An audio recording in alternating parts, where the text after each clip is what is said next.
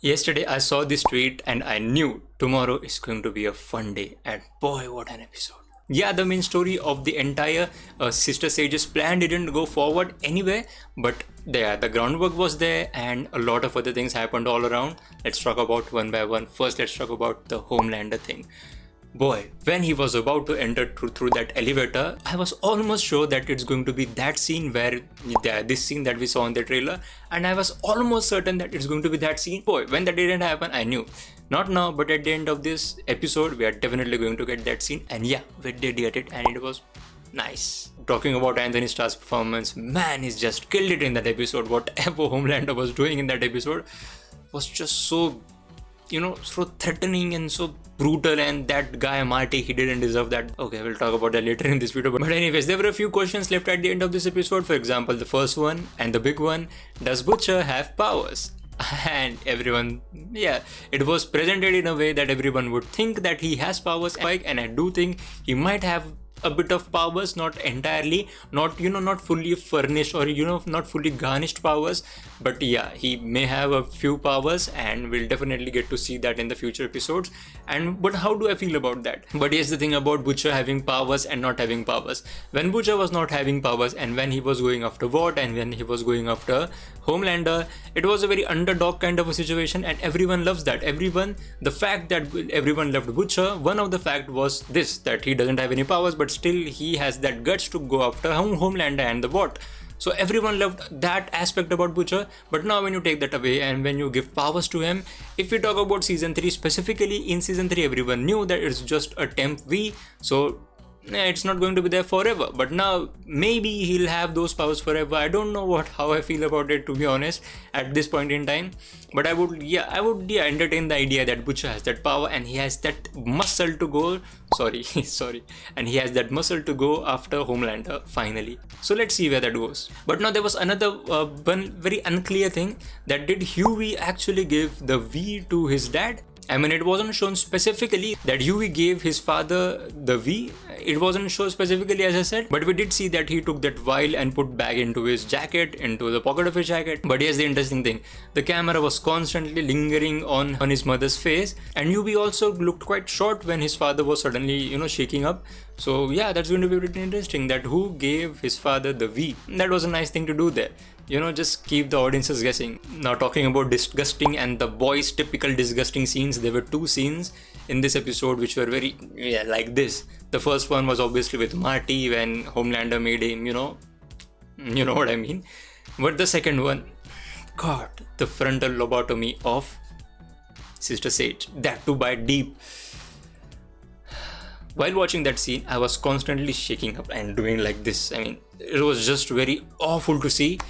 But that's what you get with the boys, It was a very bad thing to see, very disgusting thing to see, but it was a very cherishable, disgusting thing to see, nevertheless. But yeah, I want to point out, a lot of fans on Twitter were actually theorizing this fact that Sister Sage must be giving her brain, a lobotomy, therefore her brain actually stops working for a while, and therefore she doesn't have all the thoughts that, go around her mega powered brain.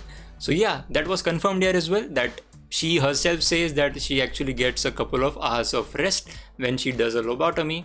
So that's a different thing to know about her. But now we do know that if we kill her body, she dies. If we kill her heart, she dies. But her brain kind of regenerates. Now, as I said in my previous video as well, that Sister Sage is that kind of a soup that could die, that could really die.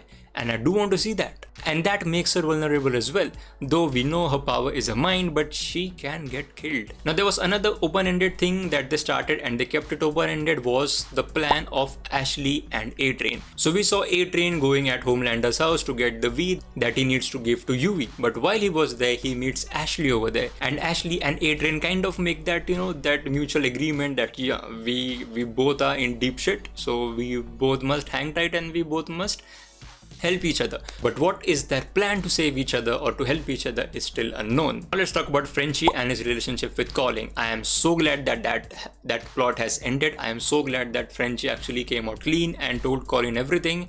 I am so glad about that. But again, as we talked in this video, that Frenchie is by my predictions, Frenchie is one of the likeliest characters to die, simply because the actions he's been taking, the situations he's been put into. For example, this was this one of this biggest things that he was quite guilty of sleeping with the guy he orphaned, and therefore he was quite guilty about that, and that guilt was actually leading him into that downward trajectory by taking drugs and all those things. But now I think that plot could be put at rest and Frenchie may overcome this all, but we are still not sure about Frenchie's fate in season 4. Now let's talk about the scene in which Starlight welt hellbent and just smacked firecracker. I loved it. I absolutely loved it. But loving it doesn't make that scene quite enriching for the boys' storyline. No, it doesn't. That particular scene had a lot of consequences going into the future. For example, and the biggest consequence is Singer. Singer has ended all ties with Starlight now, and Singer is on his own. That makes him vulnerable as well. And Starlight, on the other hand, has to get back with Singer. Though they are separated at this point, but they will need each other's support. So I'm sure they'll definitely find a way to, work with each other again, because they have to. Now let's talk about Kimiko's subplot. First we saw Yui and Kimiko actually going together to meet Adrian. That was a nice little sweet moment there between Kimiko and Yui. But then we learned what Kimiko did as well. Kimiko got this poor girl into,